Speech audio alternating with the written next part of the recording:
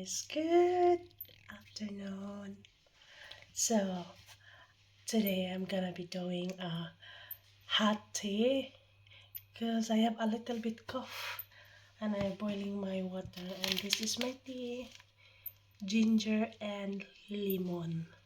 So I'm gonna be making a hot tea for myself because I have a cough a little bit because of the very cold weather.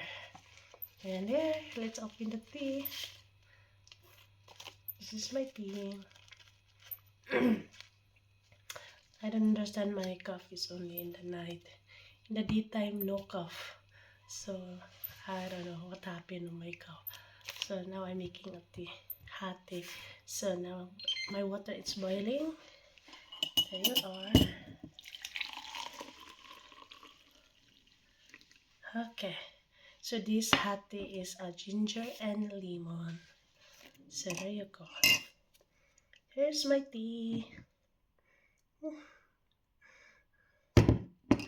Thank you for watching.